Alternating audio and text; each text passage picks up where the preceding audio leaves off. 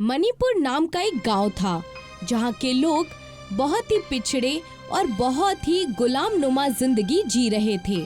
अगर किसी के घर में साइकिल आ जाती तो उन्हें पूरे गांव को दावत खिलानी पड़ती। उसी गांव में रामू रहा करता था। रामू गांव के छोटे मोटे काम करके अपना घर चलाया करता था। कभी सरपंच के घर काम करके तो कभी लकड़ियां काटकर उन्हें बेचकर थोड़े पैसे कमा लिया करता था। जंगल में लकड़ियां काटना भी अब मुश्किल हो गया है। पता नहीं अब कौन सा जानवर कब सामने आ जाए, इस बात का डर लगा रहता है। रामू कुछ लकड़ियां काटकर उन्हें बेचने बाजार चला जाता है। अरे आओ रामू आओ, मैं तुम्हारा ही इंतजार कर रहा था। मेरा इंतजार? वो काहे को? क्या बात हो गई? ये लकड़ियां लो और मुझे पैसे देकर रफा दफा करो। अरे सरपंच साहब तुम्हें उनके घर के कामों के लिए ढूंढ रहे थे और कह रहे थे पुराना हिसाब चुकता करने वाले हैं। अरे क्या बात कर रहे हो? तुम इन लकड़ियों को तोल दो और आज का हिसाब कर दो। मैं सरपंच साहब के घर पे तुरंत ही चला जाता हूँ। रामू ने उस लकड़ी वाले से कुछ पैसे लिए और सरपंच के घर काम और पैसे की लालच में चला गया। तभी सरपंच अपने मुंशी के साथ बातें कर रहा था। इस गांव के लोगों को गुलाम बनाना बहुत ही आसान है। क्या करना है? उन्हें जलील और परेशान करना है। उन्हें खुश रहने ही नहीं देना है, क्योंकि अगर वो खुश रहेंगे तो फिर कैसे गुलाम वही बन सकता है जो दुखी है, जो पीड़ा में है। बिल्कुल सही कहा सरपंच जी आपने।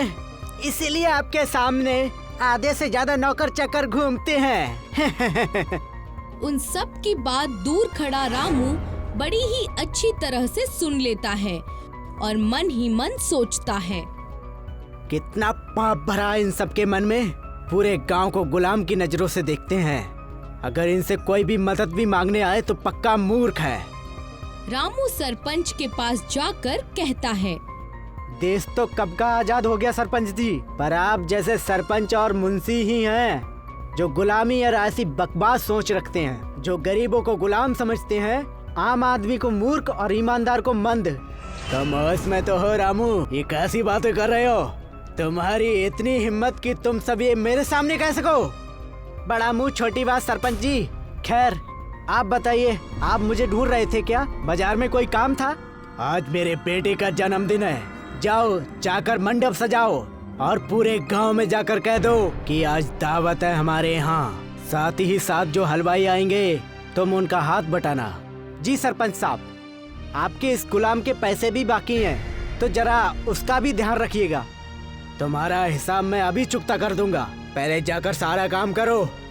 दावत की पूरी तैयारी मानो रामू के हाथ में ही थी। वो गांव के हर घर में न्योता देने से लेकर सारे काम करता है। आओ सभी पेट भरकर खाओ, खाना बड़ा ही लजीज बना है, खाने में बहुत ही ज्यादा दम है। अपना अपना वजन बढ़ा कर जाओ। वाकई बहुत अच्छी व्यवस्था है, मजा आ गया खाना खाकर तो। जहाँ रामू का हाथ लगता है वहाँ ऐसा ही मजा आता है। सही कहा तुमने, रामू के हाथ में मानो जादू हो। जो भी खाना बनता है रामू के हाथ पड़ते ही खाना बहुत ही लाजवाब और स्वादिष्ट हो जाता है। पूरे गांव ने बड़े ही चाव से दावत खाया और सभी ने रामू की खूब तारीफ की। लेकिन सरपंच और उनके बेटे को ये बात बिल्कुल पसंद नहीं आई। लेकिन जब रामू सरपंच के पास अपने हक के पैसे मांगने गया, तब सरपंच और उसके बेटे को ये बात बिल्कुल पसंद नहीं आई। सरपंच साहब, सब कुछ बहुत अच्छे तरीके से हो गया। पूरे गांव ने दावत भी खा ली और आपके बेटे का जन्मदिन भी बहुत अच्छी तरह से मनाया गया। अब लाइए मेरी मेहनत का पैसा लाइए। सब कुछ हुआ पर कुछ अच्छा नहीं हुआ। मेरे बेटे को किसी गांव वाले ने जन्मदिन की बधाई भी नहीं दी। बस आए, खाना खाए और तुम्हारी बड़ाई करके चले गए। ऐसी उम्मीद मुझे इन गांव वालों से तो नहीं थी। रही बात तुम्हारे पैसों की, वो तुम ले जा सकते हो। सरपंच ने रामू को पैसे दिए। रामू वहाँ से चला गया। मालिक, ये क्या? रामू को तुमने उसके पैसे ऐसे कैसे दे दिए? ये तो गलत बात है। तुम उसकी फिक्र मत करो, मैंने रामू के पीछे 2 गुंडे लगा दिए हैं। जैसे ही वो जंगल के रास्ते अपने घर जाएगा, दोनों छीना झपटी करके रामू से पैसे छीन लेंगे। चल चल चल, पैसे निकाल, पैसे निकाल, पैसे निकाल, वरना खत्म हो जाएगा, पैसे निकाल। उन दोनों गुंडों को देखकर रामू बहुत ही ज्यादा डर गया। जी ये लो पैसे, ये लो पैसे, और चले जाओ, पर खुदा के लिए मुझे कुछ भी ना करो। जैसे ही गुंडे चले गए, रामू फूट फूट कर रोने लगा।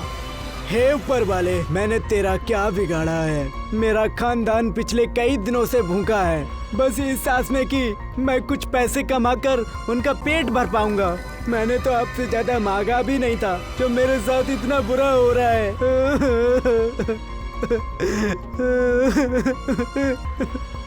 रामू के रोने की आवाज सुनकर जंगल के कई सारे जानवर इधर उधर भागने लगे। उन्हीं में से एक खरगोश रामू के सामने जख्मी हालत में आ गया। अरे ये क्या? इसकी हालत तो बहुत ज्यादा खराब है। मुझे इसकी जान बचानी होगी, वरना ये खरगोश अपनी जान गंवा देगा। रामू उस खरगोश की मदद करता है। जैसे ही खरगोश होश में आता है, खरगोश रामू से कहता है, अरे रामू, तुमने मुझे पहचाना नहीं, मैं तुम्हारे बचपन का दोस्त हूँ।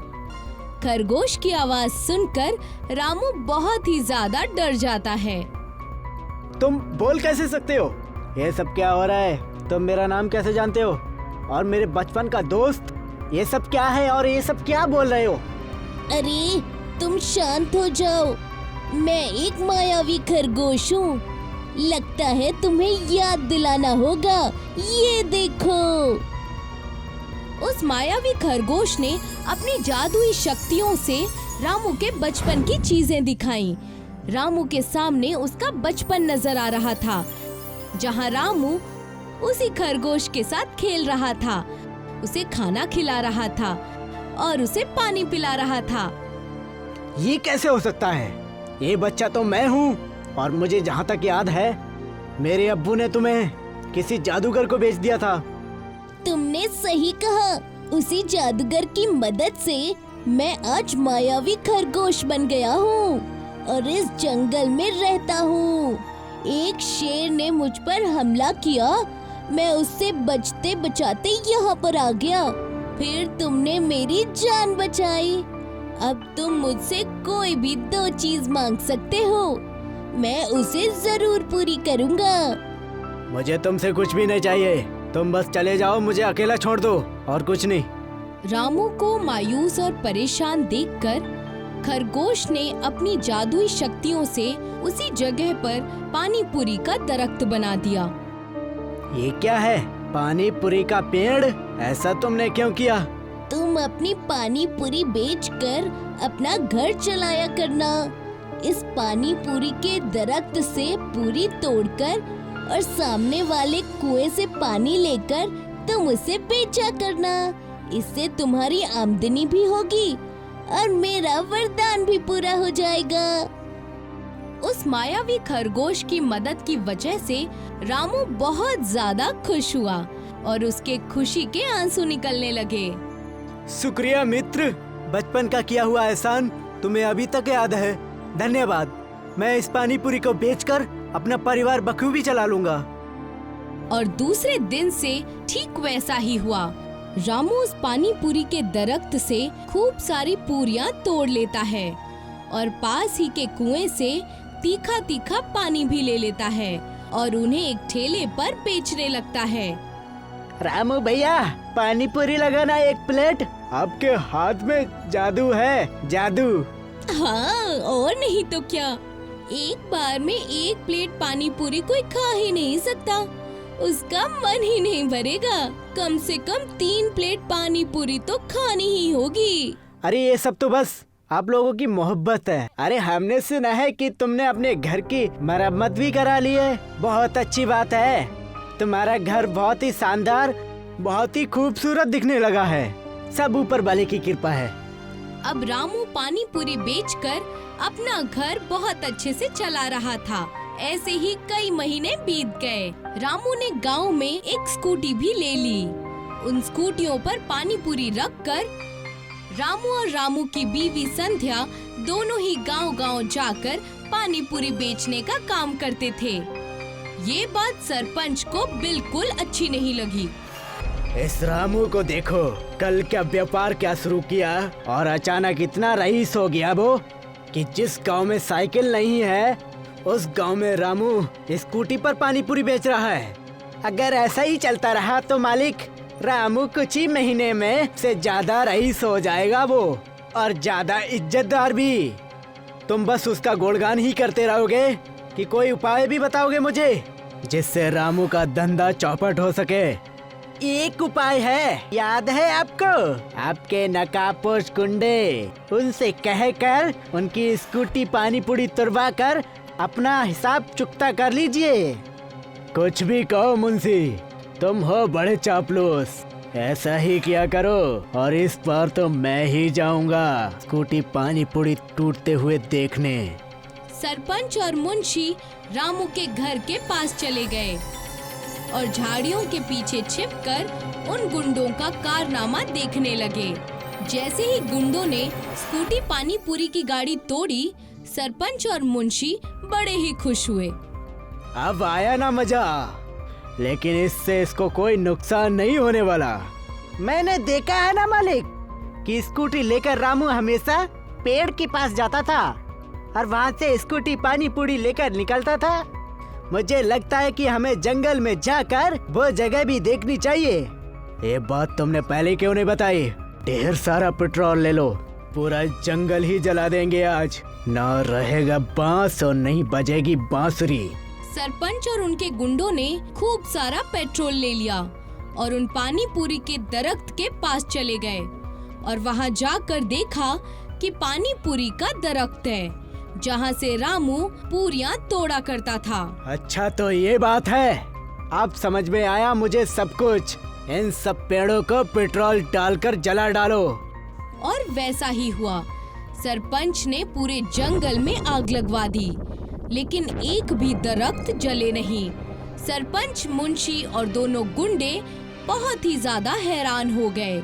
तभी सरपंच का एक आदमी भागता हुआ सरपंच के पास आकर कहने लगा, सरपंच साहब, आपकी फैक्ट्री और आपके घर पर आग लग गई है, और तो और आपकी सारी गाड़ियों को किसी ने तोड़ दिया है। पता नहीं किसने किया है सब। नहीं, ये नहीं हो सकता। ये तुम क्या कह रहे हो?